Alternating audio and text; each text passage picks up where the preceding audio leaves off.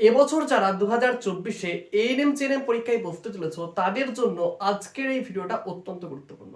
কারণ তোমরা প্রত্যেকে দেখেছিলে আমরা বেশ কয়েকদিন ধরে life science and physical science থেকে গুরুত্বপূর্ণ এমসিকিউ গুলো নিয়ে আলোচনা করছিলাম। আজকে আরো একটা নতুন ভিডিও নিয়ে তোমাদের সঙ্গে হাজির হয়েছি। যারা যেখান থেকে দেখছো ভিডিওটাকে অবশ্যই লাইক করে দিও এবং যারা চ্যানেলটাকে সাবস্ক্রাইব করনি অবশ্যই সাবস্ক্রাইব করার সাথে সাথে পাশের বেলটাকে অল করে দিও এরকম নতুন নতুন ভিডিও আরো পাওয়ার জন্য। তা চলো আজকে ক্লাসটা শুরু করি। তার আগে বলি ক্লাসটা প্রথম থেকে শেষ অবধি মন দিয়ে দেখবে এবং বন্ধুদের মধ্যে প্রচুর পরিমাণে শেয়ার করে দেবে। দেখো বোর্ডের মধ্যে প্রথমে একটা কোশ্চেন এসছে, দেখতে পাচ্ছ বোর্ডের মধ্যে প্রথম একটা প্রশ্ন এসছে। প্রশ্নটা একটু দেখে নাও, প্রশ্নটা কিন্তু এক্ষুনি এখান থেকে সরে যাবে। দেখতে পাচ্ছ প্রশ্নটা? আচ্ছা, প্রশ্নটা আছে ম্যাঙ্গিফেরা ইন্ডিকা কোন গাছের বিজ্ঞানসম্মত নাম। এখান থেকে আমরা বুঝে শুনে গুরুত্বপূর্ণ এমসিকিউ গুলো করে নেব। ম্যাঙ্গিফেরা ইন্ডিকা, তোমরা প্রত্যেকে অ্যানসারটা দিচ্ছ নিচের কমেন্টে। আম, তাই তো? কি আম গাছের বিজ্ঞানসম্মত নাম কি? না ম্যাঙ্গিফেরা ইন্ডিকা। একদম রাইট অ্যানসার। শুধু আম গাছের এই বিজ্ঞানসম্মত নামটি করলে চলবে না, আরো বেশ কয়েকটা গুরুত্বপূর্ণ বিজ্ঞানসম্মত নাম, যেমন ধরো বট গাছের বিজ্ঞানসম্মত নাম কি? কি বললাম? বট গাছের বিজ্ঞানসম্মত নাম কি? নিচের কমেন্ট বক্সে প্রত্যেকে অ্যানসারগুলো দেবে। সঠিক অ্যানসারটা জানলে 4টা করে অপশন তোমরা দেখতে পাচ্ছিলে। তো নেক্সট আছে, দেখো বট গাছের পর কি আছে না, বটের পর তোমরা মনে রাখবে ধান গাছের বিজ্ঞানসম্মত নাম। কি নাম বললাম? ধান গাছের বিজ্ঞানসম্মত নাম। আর হচ্ছে প্রাণীদের মধ্যে রুই মাছের বিজ্ঞানসম্মত নামটা খুব ইম্পর্টেন্ট। ঠিক আছে, রুই মাছের বিজ্ঞানসম্মত নাম প্রাণীদের মধ্যে। এবার দেখো বট গাছের বিজ্ঞানসম্মত নাম অনেকে জানো না, যারা জানো না তারা একটু শুনে নাও। বট গাছের বিজ্ঞানসম্মত নাম কি? না ফাইকাস বেঙ্গালিস। আমি নামটা লিখে দিচ্ছি, ফাইকাস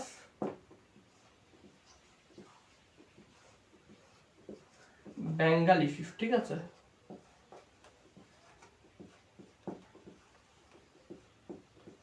ফাইকাস বেঙ্গালিস এটা হচ্ছে কি না বট গাছের বিজ্ঞানসম্মত নাম। ধান গাছের বিজ্ঞানসম্মত নাম কি? না ওরাইজা ফ্যাটিভা। এই নামটাও তোমরা প্রত্যেকে জানতে, যারা জানো না তারা এখন খাতায় নোট করো। এই তিনটে নাম কিন্তু অত্যন্ত গুরুত্বপূর্ণ। আর হচ্ছে রুই মাছের বিজ্ঞানসম্মত নাম হচ্ছে লেবিও রোহিতা। কি বললাম? লেবিও রোহিতা। লেবিও রোহিতা। তাহলে কি কি বললাম? তাহলে আম গাছের বিজ্ঞানসম্মত নাম ম্যাঙ্গিফেরা ইন্ডিকা, বট গাছের বিজ্ঞানসম্মত নাম ফাইকাস বেঙ্গালিস, ধান গাছের বিজ্ঞানসম্মত নাম ওরাইজা ফ্যাটিভা এবং রুই মাছের বিজ্ঞানসম্মত নাম কি? না লেবিও রোহিতা। এই কটা নাম কিন্তু অত্যন্ত গুরুত্বপূর্ণ। ঠিক আছে, তোমরা লিখে নিয়েছো। চলো আমরা একটু এটা মুছে দেবো। এরপর এখান থেকে আমরা একটু মুছে দিই এটাকে। এরপর নেক্সট প্রশ্ন তোমাদের স্ক্রিনে হাজির হবে, তোমরা দেখে নাও। নেক্সট প্রশ্ন দেখো স্ক্রিনে চলে এসেছে। তো নেক্সট প্রশ্নটা কি বলছে দেখো, এটার অ্যানসারটা দাও। মাইক্রোস্ফিয়ার হলো প্রথম কোষীয় জীব, এটি কার উক্তি? প্রশ্নটা দেখতে পাচ্ছ বোর্ডের মতো, এক্ষুনি সরে যাবে কোশ্চেনটা, একটু দেখে নাও এবং অ্যানসারটা জানো। তোমরা অ্যানসার দেবার পর আমি অ্যানসার দেবো। আচ্ছা, অ্যানসার দিচ্ছ অনেক বলছো ফক্স, যে যা নিজের মতো অ্যানসার বলেছো। অ্যানসারটা ঠিকই বলছো, যারা ফক্স বলেছো অ্যানসারটা যে মাইক্রোস্ফিয়ার হলো প্রথম কোষীয় জীব, এটা মতামত দিয়েছিল ফক্স। এবার এই মাইক্রোস্ফিয়ারকে নিয়ে না একটা দারুণ গল্প আছে। কি গল্প? দেখো পৃথিবী যখন সৃষ্টি হয়েছিল, কি বলছে, পৃথিবী যখন সৃষ্টি হয়েছে এই পৃথিবী তখন ছিল প্রচন্ড উত্তপ্ত। হয়তো শুনেছিলে যে পৃথিবী ছিল প্রচন্ড উত্তপ্ত এবং এই পৃথিবীর মধ্যেও তখন বেশিরভাগটা ছিল জলে পরিপূর্ণ। কি ছিল? বেশিরভাগটা ছিল কি না জলে পরিপূর্ণ। তাহলে তুমি বলো, যদি উত্তপ্ত পৃথিবী হয় এবং পৃথিবী যদি বেশিরভাগই জলে পরিপূর্ণ হয়, তাহলে মানে এই জলটাও থাকবে উত্তপ্ত অবস্থায়। তখন এই পৃথিবীর উত্তপ্ত জলের মধ্যে ছিল প্রোটিন এবং অ্যামাইনো অ্যাসিড। কি ছিল তখন এই পৃথিবীর উত্তপ্ত জলের মধ্যে? ছিল প্রোটিন এবং অ্যামাইনো অ্যাসিড। কি কি নাম বললাম তাহলে? প্রোটিন এবং অ্যামাইনো অ্যাসিড এই জলের মধ্যে ছিল। অ্যামাইনো অ্যাসিড, তাহলে জলের মধ্যে ছিল প্রোটিন অ্যামাইনো অ্যাসিড। পরবর্তী ক্ষেত্রে কি হয় জানো? এই প্রোটিনটি আলাদা হয়ে গেছে, আলাদা হয়ে গিয়ে তৈরি করেছিল থকথকে একটি কোলের জাতীয় পদার্থ। কি তৈরি করেছিল? না থকথকে একটি কোলের জাতীয় পদার্থ। এই থকথকে কোলের জাতীয় পদার্থটা তৈরি হয়েছিল কি না সমুদ্রের গরম জলে থাকা প্রোটিন অ্যামাইনো অ্যাসিড। বুঝতে পারছো? সমুদ্রের গরম জলে থাকা প্রোটিন অ্যামাইনো অ্যাসিড থেকে প্রোটিনটি আলাদা হয়ে গেছিল এবং আবিষ্কৃত হয়েছিল এবং তৈরি করেছিল একটি থকথকে কোলয়েড জাতীয় পদার্থ। কি জাতীয় পদার্থ? কোলয়েড জাতীয় পদার্থ। এই কোলয়েড জাতীয় পদার্থটার নাম ছিল কি জানো? দেখো কোলয়েড কয়কার দিয়ে আরম্ভ, তাহলে বলো কি নামটা হতে পারে? কোয়া সার্ভেট। কি নাম ছিল? কোয়া সার্ভেট, ঠিক আছে, নামটা মানে কি, এটার নাম ছিল কোয়া সার্ভেট, কোয়া সার্ভেট, ঠিক আছে। আচ্ছা, হাতে লেখা একটু তাড়াতাড়ি করে লেখার জন্য হয়তো অসুবিধা হবে, আমি জিজ্ঞেস করে নেবেন না বুঝতে পারলে।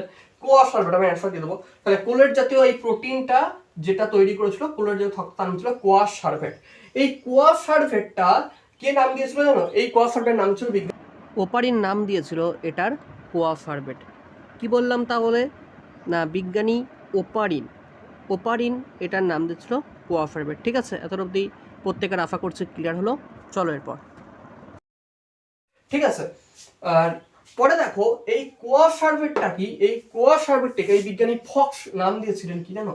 মাইক্রোস্ফিয়ার। এবং বিজ্ঞানী ফক্স বলেছিলেন এই মাইক্রোস্ফিয়ারটা হচ্ছে একটা দ্বিস্তরী আবরণ। কি বললাম? অর্ধভেদ্য পর্দা বেষ্টিত একটা দ্বিস্তরী আবরণ। কি বললাম? অর্ধভেদ্য পর্দা বেষ্টিত একটি দ্বিস্তরী আবরণ ছিল মাইক্রোস্ফিয়ার।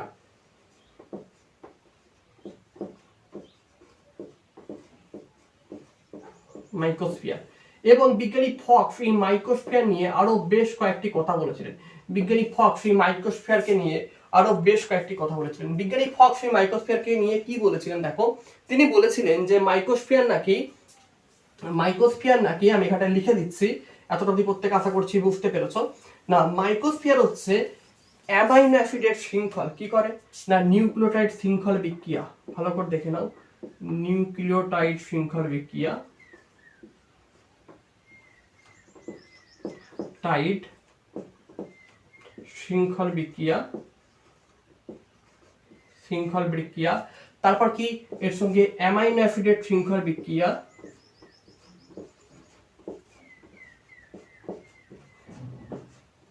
অ্যাসিড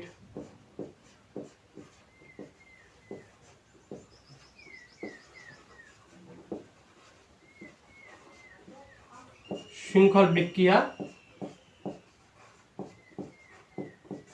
এবং কি নিউক্লিওটাইড শৃঙ্খল বিক্রিয়া, অ্যামাইনো অ্যাসিড শৃঙ্খল বিক্রিয়া, এবং বিভিন্ন প্রকারের উপচিতিমূলক বিপাক দেখাতে পারতো। কি করতে পারতো? বিভিন্ন প্রকারের উপচিতিমূলক, ঠিক আছে, বিভিন্ন প্রকারের উপচিতিমূলক বিক্রিয়াগুলো দেখাতে পারতো। কে দেখাতে পারতো? না, মাইক্রোস্ফিয়ার। কে বলেছিল? বিজ্ঞানী ফক্স। বিজ্ঞানী ফক্স মাইক্রোস্ফিয়ার নিয়ে কি বলেছিল? না, মাইক্রোস্ফিয়ার নিউক্লিওটাইড শৃঙ্খল বিক্রিয়া, অ্যামাইনো অ্যাসিড শৃঙ্খল বিক্রিয়া, এছাড়াও বিভিন্ন প্রকার উপচিতিমূলক বিপাকগুলি দেখাতে পারতো। প্রত্যেক কথায় নোট করে নিয়েছো। তাহলে কি বললাম? মাইক্রোস্ফিয়ার নিউক্লিওটাইড শৃঙ্খল বিক্রিয়া, অ্যামাইনো অ্যাসিড শৃঙ্খল বিক্রিয়া এবং উপচিতিমূলক বিপাক দেখাতে পারতো। হয়েছে? এটুকু ক্লিয়ার ভাবে বোঝা গেল। এরপর দেখো পরবর্তী ক্ষেত্রে আমরা যে কোষ বলছি, যে ইউক্যারিওটিক প্রোক্যারিওটিক কোষ, এই কোষগুলো করতে কি এলো? না, এই কোষগুলো এসেছিল, বিজ্ঞানী ফক্স বলেন যে এই পরবর্তী ক্ষেত্রে এই মাইক্রোস্ফিয়ারের সঙ্গে, কি বললাম, পরবর্তী ক্ষেত্রে এই মাইক্রোস্ফিয়ারের সঙ্গে যুক্ত হয়েছিল নিউক্লিক অ্যাসিড। কি যুক্ত হয়েছিল? মাইক্রোস্ফিয়ারের সঙ্গে যুক্ত হয়েছিল নিউক্লিক অ্যাসিড। তাহলে মাইক্রোস্ফিয়ারের সঙ্গে কাকে যোগ করলাম আমি? নিউক্লিক অ্যাসিডকে, ঠিক আছে, নিউক্লিক অ্যাসিডকে।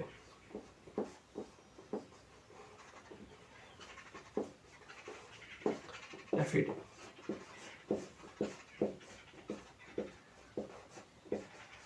মাইক্রোস্ফিয়ার এবং নিউক্লিক অ্যাসিড একত্রে যুক্ত হয়ে তৈরি করেছিল প্রোটোশেল। কি তৈরি করেছিল? প্রোটোশেল।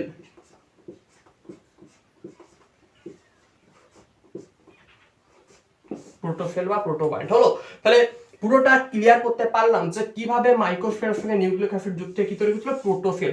প্রত্যেকে মনে করা হয় এবং এখান থেকেই মনে করা হয় যে প্রোটোশেল হচ্ছে, প্রোটোশেল থেকেই যে কোষ আমরা বর্তমানে বলছি কোষ, এই কোষ নিয়ে এত কিছু পড়ছি, এই মেন যেটা আবিষ্কার যেখান থেকে সেটা হচ্ছে কি প্রোটোশেল থেকে তৈরি হয়েছিল বিভিন্ন প্রকার প্রোক্যারিওটিক এবং ইউক্যারিওটিক কোষ, যেগুলো বর্তমানে আমরা কোষ সম্পর্কে পড়ছি। চলো পুরোপুরিভাবে ক্লিয়ার যে পুরো ধাপটা পৃথিবীর সৃষ্টি থেকে কিভাবে কোষ সৃষ্টি হলো তার পুরো ধাপটা এখান থেকে আশা করছি ক্লিয়ার ভাবে বুঝতে পারলে। প্রতিটা পয়েন্ট কিন্তু ইম্পর্টেন্ট, চাইলে খাতায় তোমরা নোট করে রাখতে পারো। প্রতিটা পয়েন্ট কিন্তু ইম্পর্টেন্ট, চাইলে তোমরা খাতায় নোট করে রাখতে পারো। দেখো নেক্সট প্রশ্ন কিন্তু স্ক্রিনের মধ্যে এসে গেছে, ঠিক আছে, পরবর্তী প্রশ্ন কিন্তু স্ক্রিনের মধ্যে এসে গেছে, তোমরা অ্যানসারটা বলতে থাকো। নেক্সট প্রশ্নের চলে এসছে স্ক্রিনের মধ্যে, অ্যানসারটা বলতে থাকো। দেখো চারটা অপশন রয়েছে, যে প্রক্রিয়া খাদ্যস্তর, স্থৈতিক শক্তি, তাপ শক্তির উপর মুক্ত হয়, টোটাল চারটা অপশন রয়েছে।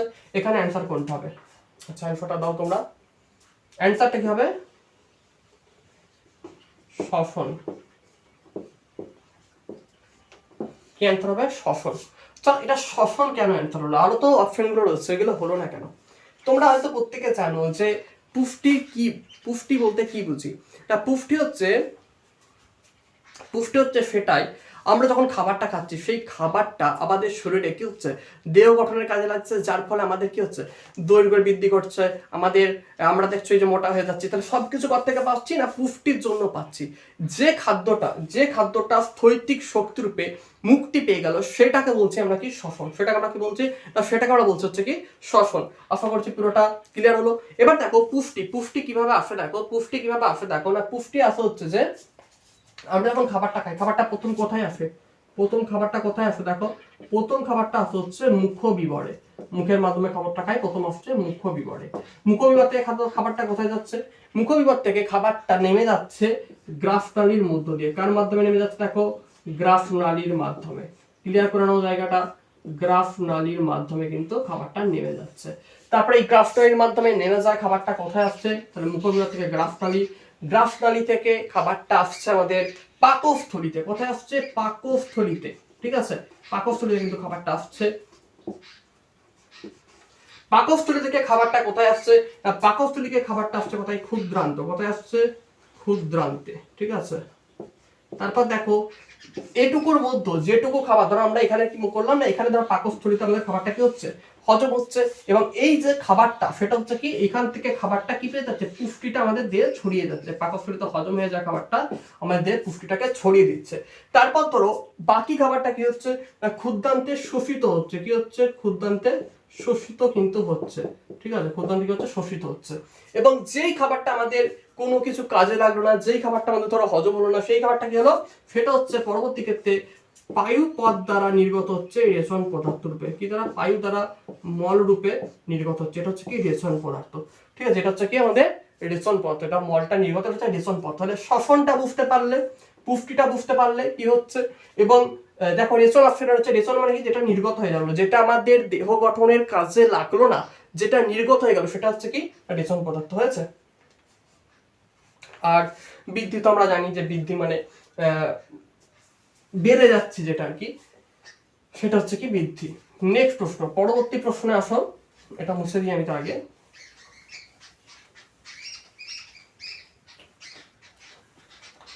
আচ্ছা, নেক্সট প্রশ্ন দেখো স্ক্রিনের মধ্যে এসেছে। নেক্সট প্রশ্নটা দেখে নাও। নিচের কোনটি কোয়ান্টিকটিভ শ্রেণীর বৈশিষ্ট্য নয়? কি বললাম? নিচের কোনটি কোয়ান্টিকটিভ শ্রেণীর বৈশিষ্ট্য নয়? ঠিক আছে, এবার দেখো কোয়ান্টিকটিভ শ্রেণীর বৈশিষ্ট্য নয় বলেছে। টোটাল 4টা অপশন তোমরা দেখতে পাচ্ছ। টোটাল 4টা অপশন দেখতে পাচ্ছ, কোনটা সঠিক অ্যান্সার তোমরা জানো, তারপর আমি অ্যান্সারটা বলছি। এখানে যেটা সঠিক অ্যান্সার হবে সেটা কি? এখানে যেটা সঠিক অ্যান্সার হবে সেটা হচ্ছে যে, তার আগে আমরা কোয়ান্টিকটিভ আর অবজেক্টিভ দুটো বিষয় একটু জেনে নেবো। কি জানবো? কোয়ান্টিকটিভ এবং হচ্ছে কি অবজেক্টিভ বিষয়টা জেনে নেবো। তাহলে কি জানবো আমরা? না, কোয়ান্টিকটিভ এবং হচ্ছে অবজেক্টিভ দুটো বিষয় রয়েছে। কোয়ান্টিকটিভ ব্যাপারটা কি ভালো করে একটু শুনে নাও, তারপর আমরা অবজেক্টিভ ব্যাপারটা জানবো।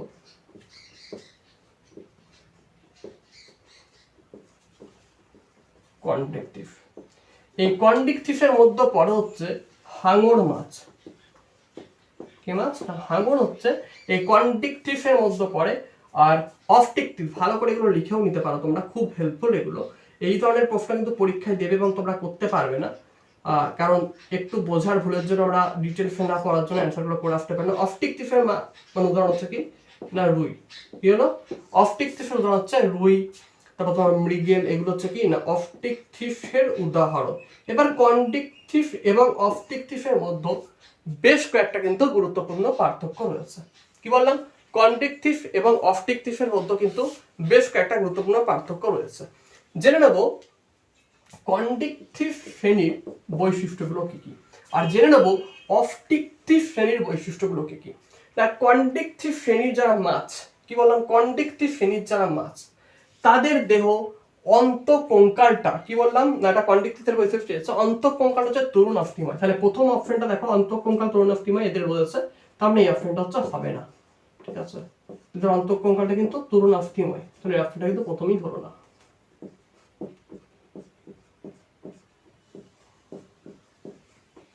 অন্তঃকঙ্কাল থেকে তরুণ অস্থিময়, তাহলে এই অপশনটা কি প্রথমে কিন্তু হলো না। ঠিক আছে, নেক্সট প্রশ্ন কি বলছে দেখো। না সরি নেক্সট প্রশ্ন বলছি, নেক্সট অপশন দেখো লেজের ব্যাপারটা হেটারোফার্কেল আর হোমোফার্কেল। আর মনে রাখবে অপটিক থিফের লেজ কিন্তু হোমোফার্কেল, হোমোফার্কেল সরি অপটিক থিফেরটা হেটারোফার্কেল, হোমোফার্কেল হচ্ছে কন্ডিক থিফ, না ঠিক বলছি না, এটা হচ্ছে হোমোফার্কেল, এদেরটা হচ্ছে হোমোফার্কেল লেজ দেখা যায়, অপটিক থিফেরটা হোমোফার্কেল লেজ কিন্তু দেখা যায়। আর এদের লেজটা হচ্ছে কি হেটারোফার্কেল। তোমরা যদি বুঝতে পারো যে হোমোফার্কেল হেটারোফার্কেল ব্যাপারটা তাদেরকে বুঝতে পারছো, আর যারা পারছো না একটু শুনে নাও। তাহলে কন্ডিকটিভের লেজটা কেমন না হেটারোফার্কেল প্রকৃতির, হেটারোফার্কেল প্রকৃতির।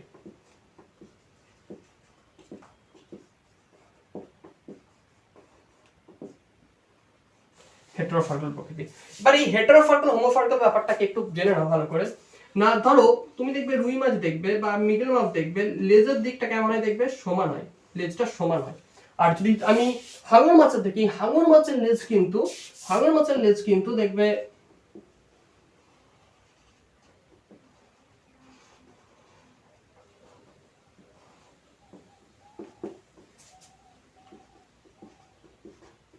জাস্ট বোঝানোর জন্য ছবিটা আঁকলাম, ঠিক আছে।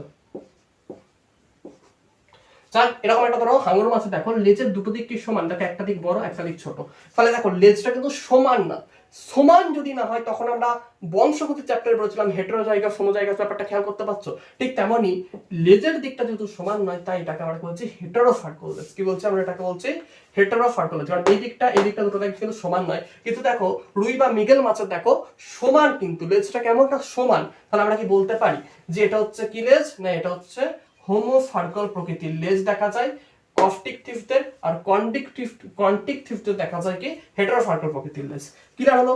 নেক্সট দেখো আরো বেশ কয়েকটা গুরুত্বপূর্ণ বৈশিষ্ট্য রয়েছে, কারণ দুটো দিক সমান হলে হোমো, যদি দুটো দিক সমান না হয় তাহলে কিন্তু হেটারো। ধরো আমি বললাম এরা হচ্ছে একটা লম্বা ছেলে, দুজনই দেখো সমান, দুজনই কিন্তু সমান লম্বা, কিন্তু যদি একজন লম্বা হয় আর একজন যদি বেটে হয় তাহলে কি হবে, ধরো এ লম্বা এ বেটে, তার মানে কি এটা হচ্ছে হেটারো আর এটা হচ্ছে হোমো। দেখো এখানটা একটা লম্বা একটা বেটে, তার জন্য হচ্ছে হেটারো।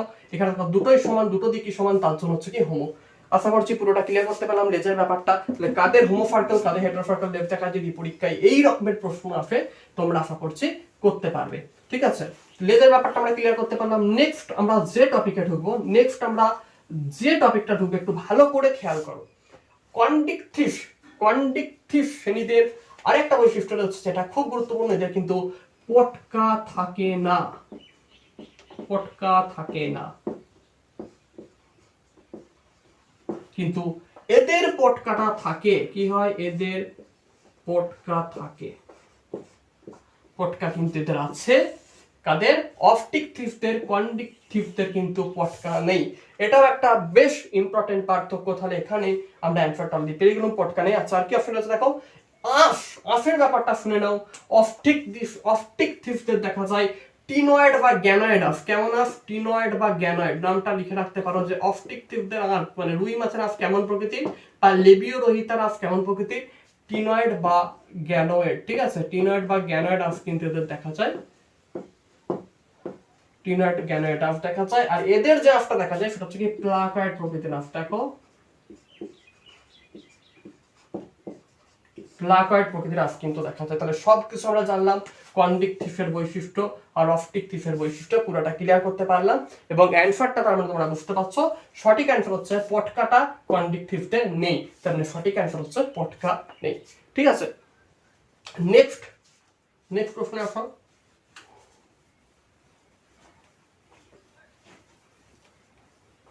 নেক্সট প্রশ্ন দেখো, নেক্সট প্রশ্ন কিন্তু চলে আসছে স্ক্রিনের মধ্যে, তোমরা দেখতে পাচ্ছ। বলেছে বর্গ এবং পর্বের মধ্যবর্তী ক্যাটাগরি কি। আমরা তার আগে একটু জেনে নেব এই বর্গ এবং পর্ব ব্যাপারটা কি। তোমরা প্রত্যেকে জানো যে দ্বিপদ নামকরণ চালু করেছিলেন কে? বিজ্ঞানী লিনিয়াস, তাই তো? বিজ্ঞানী লিনিয়াসের প্রত্যেককে পুরো নামটা জানো কি? ক্যারোলাস লিনিয়াস কিন্তু দ্বিপদ নামকরণের জনক বলা হয়। কারণ ক্যারোলাস লিনিয়াসকে দ্বিপদ নামকরণের জনক এই জন্যই বলা হয় কারণ ক্যারোলাস লিনিয়াস গণ এবং প্রজাতি নিয়ে নামকরণ করেছিলেন। কি নিয়ে? গণ এবং প্রজাতি নিয়ে নামকরণ করেছিলেন। ঠিক আছে, গণ এবং প্রজাতি নাম করেছিলেন। তোমাদেরকে এটা করতে দিই কোশ্চেন। ধরো আমি তোমাকে বললাম যে আম গাছের বিজ্ঞান নাম হচ্ছে ম্যাঙ্গিফেরা ইন্ডিকা। এখানে তোমরা বলো তো কোনটা গণ এবং কোনটা প্রজাতি। খুব তাড়াতাড়ি আমাকে বলো, স্পিডে বলো কোনটা আম গাছের কোনটা গণ এবং কোনটা প্রজাতি। এই প্রত্যেকের অ্যান্সারটা দেখছি বা চেক করছি, বলো কোনটা গণ কোনটা প্রজাতি। দেখো মনে রাখবে ম্যাঙ্গিফেরা, কি বললাম, ম্যাঙ্গিফেরাটা হচ্ছে গণের মধ্যে পড়ছে আর ইন্ডিকাটা হচ্ছে কি প্রজাতির মধ্যে পড়ছে। ম্যাঙ্গিফেরাটা হচ্ছে গণ আর ইন্ডিকাটা হচ্ছে প্রজাতি, ঠিক আছে। Homo sapiens, Homo sapiens, sapiens মানুষের বিজ্ঞানসম্মত নাম, হোমোটা হচ্ছে গণ, স্যাপিয়েন্স হচ্ছে প্রজাতি। ওরাই যে ফ্যাটিভা, ওরাই হচ্ছে গণ, ফ্যাটিভা হচ্ছে কি প্রজাতি। তাহলে গণ হচ্ছে কোনটা, প্রথম নামটা গণ, দ্বিতীয় নামটা হচ্ছে প্রজাতি। খুব সহজে বুঝতে পারলে। এবার গণ প্রজাতির নামকরণ করেছিলেন কি ক্যারোলা ফ্রিনিয়াস। কিন্তু এই গণ প্রজাতির আগে বেশ কয়েকটা আরো জায়গা রয়েছে আমাদেরকে জানতে হবে। প্রথম আমরা যেটা জানবো সেটা হচ্ছে কি রাজ্য, কি রয়েছে রাজ্য, তারপর কি রয়েছে পর্ব, পর্ব, তারপর কি রয়েছে দেখো শ্রেণী, ঠিক আছে শ্রেণী, রাজ্য পর্ব শ্রেণী, তারপর কি রয়েছে দেখো বর্গ, কি রয়েছে বর্গ, তারপর কি রয়েছে দেখো গোত্র, ঠিক আছে, তারপর কি রয়েছে গোত্র, তারপর হচ্ছে দেখো গণ, গণ, এবং সব থেকে লাস্টে যেটা রয়েছে সেটা হচ্ছে কি 1 নম্বর 2 নম্বর 3 নম্বর 4 নম্বর 5 নম্বর 6 নম্বর এবং 7 নম্বর রয়েছে কি প্রজাতি, ঠিক আছে প্রজাতি। তাহলে টোটাল আমরা 7টা দেখলাম, 1 2 3 4 5 6 7 করে, লাস্টে রয়েছে কি গণ প্রজাতি। এবার তাহলে আমাদেরকে প্রশ্নটা কি দিয়েছে দেখো না, ছিল দেখো বর্গ এবং পর্বের মধ্যবর্তী, তাহলে পর্ব এবং বর্গের মধ্যে কে হচ্ছে শ্রেণী।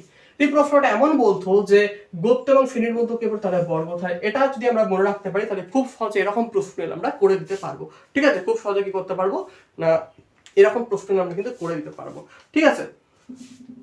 চলো এটা তাহলে মুছছি। নেক্সট একটা প্রশ্ন তোমাদেরকে আমি দিচ্ছি, এটার কোনো প্রকার আমি অপশন দেবো না, তোমরা কিন্তু অ্যান্সারটা করবে, ঠিক আছে। এটার কোনো প্রকার অপশন থাকবে না, তোমরা নিজেরা আমাকে অ্যান্সারটা করে বলো যে এটা তোমাদের কি মনে হচ্ছে। দেখো প্রশ্নটা কিন্তু স্ক্রিনের মধ্যে চলে এসছে, দেখো প্রশ্ন কিন্তু স্ক্রিনের মধ্যে অলরেডি চলে এসছে। প্রশ্ন রয়েছে ব্যাকটেরিয়া রাজ্যের নাম কি, এরকম প্রশ্ন কিন্তু দিতে পারে। ব্যাকটেরিয়া রাজ্যের নাম কি, ঠিক আছে। প্রচন্ড গরম, আর হ্যাঁ ভিডিওটা লাইক করে দিও, আর যারা চ্যানেলটাকে সাবস্ক্রাইব করেনি সাবস্ক্রাইব করে দিও, ঠিক আছে, কারণ প্রতিদিনকার ক্লাস এখানেই হবে। দেখো বলেছে কি দা ব্যাকটেরিয়া রাজ্যের নাম কি, কি বলেছে দেখো ব্যাকটেরিয়া রাজ্যের নাম কি, ব্যাকটেরিয়া রাজ্যের নাম কি না, ব্যাকটেরিয়া রাজ্যের নাম হচ্ছে, জানতে পারো ইনফোটা দাও তোমরা, কি মনেরা, কি নাম মনেরা, ঠিক আছে। চলো প্রশ্নের উত্তর হয়ে গেল, যা দিতে পেরেছো পেরেছো, যারা পারোনি কোনো মন খারাপের কারণ নেই, অ্যান্সারটা জেনে গেলে। নেক্সট আসো, নেক্সট বলছে স্পাইরোগাইরা কোন রাজ্যের অন্তর্ভুক্ত, স্পাইরোগাইরা কোন রাজ্যের অন্তর্ভুক্ত, দেখো প্রশ্নটা এসেছে স্পাইরোগাইরা কোন রাজ্যের অন্তর্ভুক্ত, দেখি তো অ্যান্সারটা কতজন পারে। স্পাইরোগাইরা কোন রাজ্যের অন্তর্ভুক্ত, দেখা যাক কোন রাজ্যের অন্তর্ভুক্ত, অ্যান্সারটা দাও, তারপর আমি বোর্ডে তোমাদেরকে এটা করিয়ে দেবো। স্পাইরোগাইরা কোন রাজ্যের অন্তর্ভুক্ত, ঠিক আছে। চলো মনে রাখবে স্পাইরোগাইরা হচ্ছে কি প্ল্যান্টি রাজ্যের অন্তর্ভুক্ত, কার অন্তর্ভুক্ত, স্পাইরোগাইরা হচ্ছে কাদের অন্তর্ভুক্ত, প্ল্যান্টি রাজ্যের অন্তর্ভুক্ত, ঠিক আছে প্ল্যান্টি রাজ্যের অন্তর্ভুক্ত। এবার এই যে প্ল্যান্টি রাজ্যের মধ্যে শুধুমাত্র স্পাইরোগাইরা নেই, স্পাইরোগাইরা হচ্ছে প্ল্যান্টি রাজ্যের শৈবালের অন্তর্ভুক্ত, মনে রাখবে স্পাইরোগাইরা হচ্ছে প্ল্যান্টি, রাজ্যটা প্ল্যান্টি, কিন্তু অন্তর্ভুক্ত কার মধ্যে, যদি বলে স্পাইরোগাইরা কার অন্তর্ভুক্ত, বলবে স্পাইরোগাইরা শৈবালের অন্তর্ভুক্ত, নট প্ল্যান্টি। কিন্তু শৈবাল যখন রাজ্যের কথা বলবে তখন বলবে স্পাইরোগাইরা প্ল্যান্টি রাজ্যের অন্তর্ভুক্ত। কোন রাজ্যের অন্তর্ভুক্ত বললাম, প্ল্যান্টি রাজ্যের অন্তর্ভুক্ত, ঠিক আছে। এবার এছাড়া রয়েছে মস, ফ্রান, ফ্রানের মধ্যে রয়েছে ডায়াপটেরিস, এবং মসের মধ্যে রয়েছে কি না পোগোনোটাম, পোগোনেটাম বলা হয়, ঠিক আছে। কি বলা, মসের মধ্যে রয়েছে পোগোনেটাম এবং ফ্রানের মধ্যে রয়েছে কি ডায়োপটেরিস, ঠিক আছে। তাহলে প্ল্যান্টি রাজ্যের অন্তর্ভুক্ত হচ্ছে কি বললাম শৈবাল, শৈবাল, মস এবং ফ্রান, এরা প্রত্যেকটা কিন্তু প্ল্যান্টি রাজ্যের অন্তর্ভুক্ত, ঠিক আছে। শৈবাল, মাস, ফ্রান এরা প্রত্যেকটা কিন্তু প্ল্যান্টি রাজ্যের অন্তর্ভুক্ত। শৈবালের মধ্যে রয়েছে স্পাইরোগাইরা, মসের মধ্যে রয়েছে পোগোনেটাম এবং ফ্রানের মধ্যে রয়েছে কে, ফ্রানের মধ্যে রয়েছে ডায়াপটেরিস। এবার এই প্ল্যান্ট রাজ্যে বেশ কয়েকটা গুরুত্বপূর্ণ বৈশিষ্ট্য তোমরা মনে রাখবে, যে এখান থেকে প্রশ্ন আসতে পারে বলি এটা নিয়ে আজকে আলোচনা করা। প্ল্যান্টি রাজ্য হচ্ছে ইউক্যারিওটিক এবং বহুকোষী প্রকৃতির। তাহলে 1 নম্বর কি বললাম না, প্ল্যান্টি রাজ্যের বৈশিষ্ট্য 1 নম্বর হচ্ছে কি এরা ইউক্যারিওটিক, ইউক্যারিওটিক, ঠিক আছে ইউক্যারিওটিক প্রকৃতি এবং কেমন না বহুকোষী, ইউক্যারিওটিক বহুকোষী প্রকৃতি হয়ে থাকে 1 নম্বর। 2 নম্বর কি হয় না, এদের হচ্ছে কি কোষপ্রাচীরটা সেলুলোজ নির্মিত, কাদের কোষপ্রাচীর, না প্লান্টের রাজ্যের কোষ প্রাচীর হচ্ছে কেমন, না সেলুলোজ নির্মিত। কেমন? সেলুলোজ নির্মিত। ঠিক আছে, কি হয় না কোলা গঠন করে। এরা কি করে? কোলা গঠন করে। ঠিক আছে, কোলা গঠন করে। ভালো করে জায়গাটা একটু দেখে নাও, এরা কি করতে পারে না কোলা গঠন করতে পারে।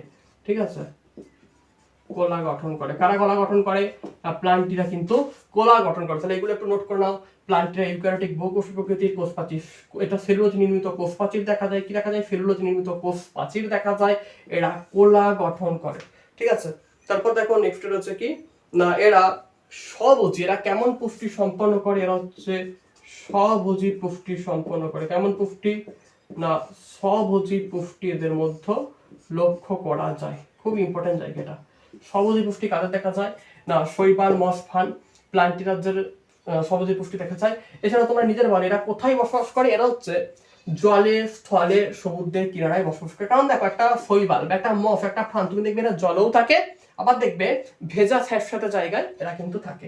এই জন্য মস বা ব্রায়োফাইটাকে কি বলা হয়? উভচর উদ্ভিদ বলা হয়। তার মানে এরা কি সর্বত্র মানে জলে, স্থলে উভয় জায়গাতেই কিন্তু থাকতে পারে, বা ভেজা জায়গায় সমুদ্রের কিনারায় থাকতে পারে। ঠিক আছে, জল, স্থল আর সমুদ্রের কিনারায়, ভেজা জায়গায় এরা বর্তমান। ব্যাপারটা পুরোপুরি ক্লিয়ার হয়ে গেল? বর্তমান হলো জল, স্থল, সমুদ্রের কিনারা। প্রত্যেকে লিখানো এই জায়গাটা।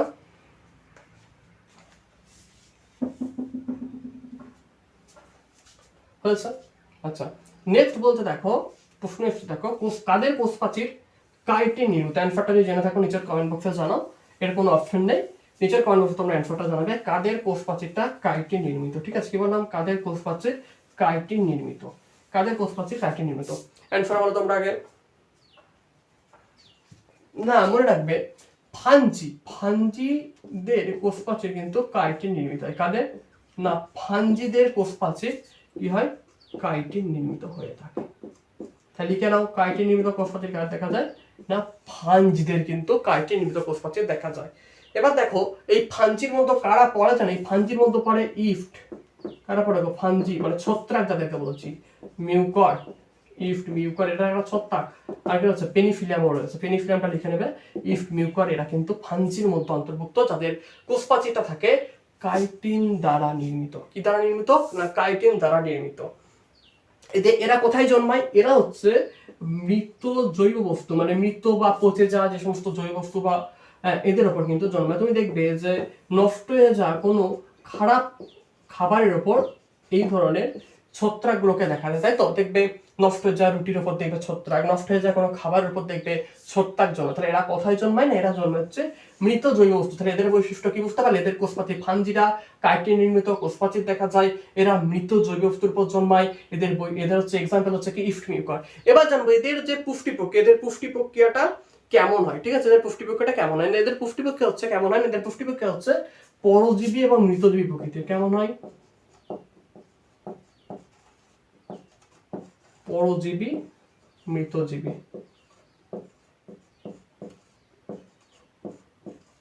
তাহলে আগেরটা কেমন ছিল? স্বভোজী পুষ্টি প্রক্রিয়া। এটা হচ্ছে কি পরজীবী বা মৃতজীবী পুষ্টি প্রক্রিয়া দেখা যায়। কাদের? ফাঞ্জিতে। ব্যাস এই কটা তোমরা মনে রাখবে।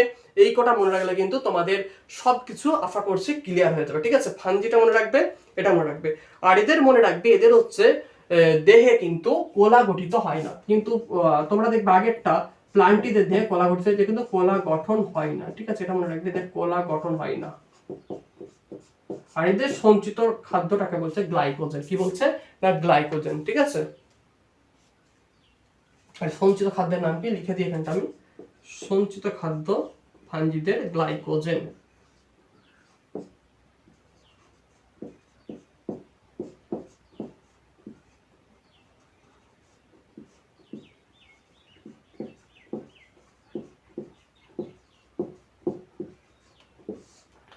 ফাঞ্জিদের বৈশিষ্ট্য দেখতে পেলে কাইটিন নির্মিত কোষপ্রাচীর, মৃত জৈব বস্তুর উপর জন্মায়, এদের কোলা গঠন হয় না, এরা পুষ্টি প্রক্রিয়া পরজীবী এবং মৃতজীবী পুষ্টি প্রক্রিয়া। এক্সাম্পল হচ্ছে ইফট, মিউকর, পেনিফিলিয়াম।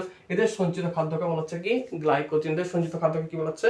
গ্লাইকোজেন। এবং এরা কেমন হয়? এরা হচ্ছে এককোষী হতে পারে, বহুকোষী হতে পারে এবং অনুসূত্রাকার হতে পারে। এদের গঠন যদি আমি দেখি, এদের গঠনটা মনে রাখবে এককোষী, এককোষী বহুকোষী এবং অনুসূত্রাকার, ছোট ছোট সুতোর মতো কিন্তু ছত্রাক দেখা যায়, অনুসূত্রাকার। তাহলে এত কিছু আমরা জেনে নিলাম, একটা ডিটেল একটা জায়গায় পড়তে এসে, ঠিক আছে। তুই ভিডিওটা ভালো লাগে থাকে অবশ্যই লাইক করে দিবে, আর যারা এখনো অবধি চ্যানেলকে সাবস্ক্রাইব করেনি অবশ্যই সাবস্ক্রাইব করার সাথে সাথে পাশের বেলটাকে অল করে দিবে নতুন নতুন ক্লাস পাওয়ার জন্য। আর হ্যাঁ, যারা আমাদের মক টেস্ট ব্যাচে অ্যাডমিশন নিতে চাইছো বা আমাদের কাছে কোচিং ক্লাস করতে চাইছো, এখন ফিস মাত্র মক টেস্ট ব্যাচের জন্য 199। কন্ট্যাক্ট করবে এই নাম্বারে 7001946335, এই নাম্বারে কিন্তু আমরা কন্ট্যাক্ট করবে, ঠিক আছে। এই নাম্বারে কন্ট্যাক্ট করবে। মক টেস্টের ফিস 199। আমাদের মক টেস্ট সবকিছু সাবজেক্টের উপরই স্পেশাল ভাবে মক টেস্ট নেওয়া হয়। 115 নাম্বারের কিন্তু টোটাল 10টা আমরা মক নেব, এবং তার সাথে প্রতি চ্যাপ্টার ওয়াইজ পাই অনেকগুলো মক টেস্ট, ঠিক আছে। আমাদের 500 মক টেস্টের কিন্তু ব্যবস্থা রয়েছে। এত মক টেস্ট কেউ নেয় না কিন্তু। যারা অ্যাডমিশন নিতে চাইছো এই নাম্বার অবশ্যই কিন্তু কন্ট্যাক্ট করে নিও। আর ক্লাসটা ভালো লাগলে অবশ্যই বন্ধুদের সঙ্গে কিন্তু শেয়ার করে দিও। নেক্সট ক্লাস নিয়ে আমরা খুব তাড়াতাড়ি হাজির হচ্ছি। আজকের মতো ভিডিওটা এখানেই শেষ করলাম।